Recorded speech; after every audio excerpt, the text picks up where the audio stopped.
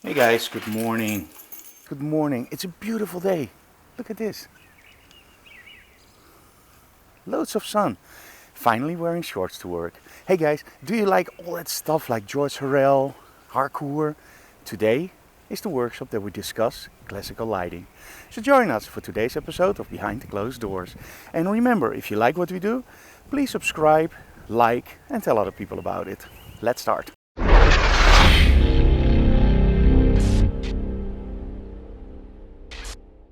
Bound to relapse. I don't know. I tried, but don't know. I don't know. Don't know, but know. Bound to relapse. But if I go, but if I turn away, if I go back, I could turn away. Bound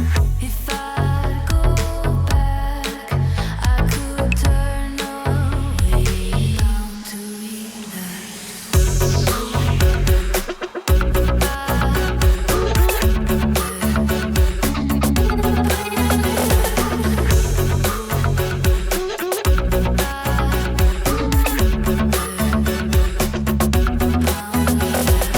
And don't forget our open house when you're located in the Netherlands. We have a lot of demos and of course Q&As. You can buy stuff and get information about the workshops. It's gonna be awesome. Okay, our model for today is actually gonna be Danique. And Anouk is setting up everything to do a small interview with Danique in our series about our models. Now this one only will be in Dutch. Sorry for your English, guys. Okay, we're gonna use one of these Ledgos on the side of the models. In this case Anouk and Danique. We're going to use the Ledgo Fresnel on the back for a very simple slight separation between the two, because I'm going to place the lights pretty close so you get a really nice light fall off to get it a little bit less flat. I don't like the interviews to be too flat. And this is the other Ledgo panel. I really love those Ledgos. They have a lot of light output and you can mix the light so you have several color temperatures. Really good stuff. And it can run on a battery. And of course mains. I absolutely love the use of Fresnels for a very simple reason. If you look at the back, of course you have your power. But there's also another button and that's actually a zoom. Now look at what happens on the background. And this is one of the things that I really like about Fresnels. Of course the light quality itself. But you can really narrow the beam. So on the background now, you have this really nice narrow beam of light. And that will really give a good separation between Anouk and Danique. But of course I have to be careful that if I place my lights on the front, that there will not be a lot of light on the background, because, well, that defies the purpose of that backlighting. So we actually have to move the chairs a little bit further away from the wall and use the big Ledgo panels really close to the models and flag them off on the sides. And this is something called the inverse square law. Light falls off over a distance. Okay, now the barn doors of the LED lighting, that's where we actually steer the light. So in this case we use cross lighting, so this one is actually for the person sitting over there, while that one is for the person sitting here. And this one has the barn doors wide open, and with this one I just steered the light a little bit away from the bottom part and from the background. This will be the end result. Of course Danique and Anouk will be there, but we're not talking chairs. We'll be shooting with the Sony A7R II, of course, and the new 100mm lens with the really nice bokeh. So this is a really special lens. I'm going to explain to you in a second what it does. Okay, so what is this whole deal with the new Sony 100mm? Now, if you go on the internet, a lot of people are a little bit upset because they don't understand the system. Now let's first take a look at the normal standard lens. Now this is the G Master 24-70 2.8. Really good lens. Now the 2.8 is the widest aperture possible, so every lens can be stopped down. And the thing is, when you stop down is you actually make the aperture smaller. Now the smaller you make them, the less light comes in, right? But there's something else that changes, and that is the depth of field. Now of course that's not the whole story. Now for example, if there is too much light, you can use an ND filter. Now an ND filter is a neutral density filter. What it does, it takes away light, so less light will travel through the lens hitting the sensor.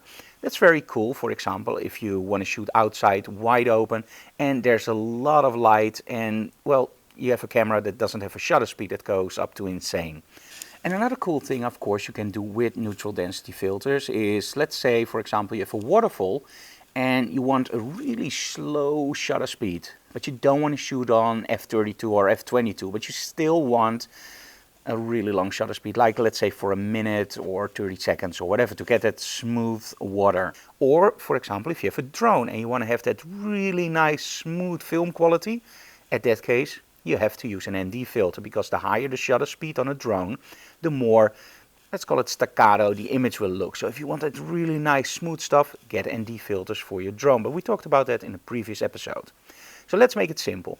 The aperture is the widest opening the lens can have, in this case a 2.8. So light travels through and there you go. What you do have to remember, the lens I'm going to show you now works differently. So this lens is advertised as a 100 2.8. However, it's not really a 2.8. If you look here, you can actually see that there's a T5.6. Now what is a T5.6? It means that the light hitting the sensor is equal to 5.6. And that's very confusing for people. What it actually means is that it's still a 2.8 lens, but because of the system that gives you that beautiful bokeh, it will actually take away 2 stops, from 2.8 to f4 to 5.6. So in essence it's a 2.8 lens, so if you shoot somebody in a portrait on the T5.6, you will have the same depth of field and other behaviors of a 2.8 lens. So in essence it's a 2.8 lens. But because of the system that creates that beautiful bokeh, you actually take away 2 stops. So this is a really special lens. We tried it outside and the bokeh, that's the out of focus area, is absolutely beautiful. It's very creamy. You see nice round balls instead of a little bit harsh. So it's a really special lens. But I did want to address why it's actually labeled a 2.8 lens, while a lot of people think it's a 5.6 lens. Oh, and by the way, if you meter strobes, you do have to meter for 5.6. Because again, although it's a 2.8 lens, it takes away 2 stops of your light. So you have to set your strobes and your light meter for 5.6. So in essence, just look at the T value and put your strobes on that. So, I already hear that the students are coming in. It's time for the workshop.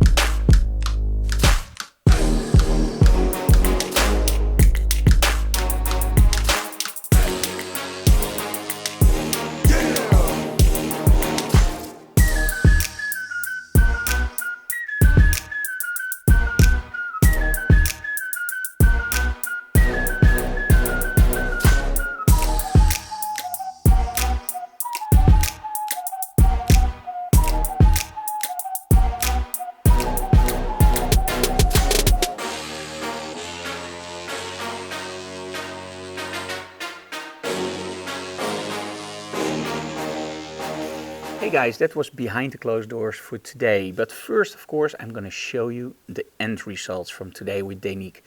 And well, we are thinking about doing a tutorial on this kind of photography. So if you want to see a tutorial on that, let me know in the comments below. But before I go, I have to tell you something. It's not easy to make me angry, but today it happened. A few weeks ago we found out that our Hyper juice, that's a battery for your MacBook, didn't work anymore. So we contacted Hypershop and well, It took them a while to respond, but okay. And we agreed to send it in when we were in the States, and it would be a 2-day turnover. So 2 days later we would get the unit back. Well, we gave him the address for Orlando where we were, and just to be safe, also from New York. No responses whatsoever when we mailed when it didn't arrive in Orlando. Also, no responses when it didn't arrive in New York. So that was already 2 weeks in repair. So we mailed them like, okay guys, we're now leaving back for the Netherlands. You said it was a 2-day repair. I hope you read this mail. This is our mail address in the Netherlands. In the Netherlands, no responses whatsoever. So finally we just called them. Yeah, the employee that is busy with your case is in the restroom. I kid you not, in the restroom. But he will call you back right away. Well, 2 days later we tried to call again. And long story short, this Monday they promised us they would send the unit back. So we were going like, okay, well, okay, it took 5 weeks, as long as we have it back. So today, in the mail, what did we receive from Hypershop?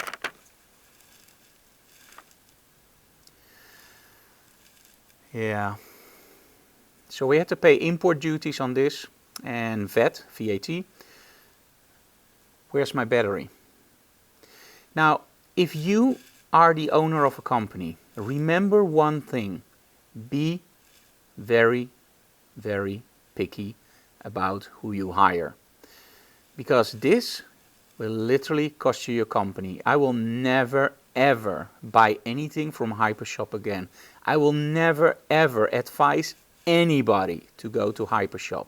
The products are great, don't get me wrong. They have these amazing USB-C hubs. The apple juice was amazing, Hyperjuice by the way. And this kind of stuff, as a company, you have to reply to the emails. You have to answer your phone. And if you promise a 2-day turnover, especially with a customer that's abroad. Now, if they would have turned it over in the States while we were there, it wouldn't cost us anything, only shipping. Because they have to ship it back to the Netherlands, we have to pay import duties and VAT. And VAT is 21%. And import duties is also very high on this kind of stuff.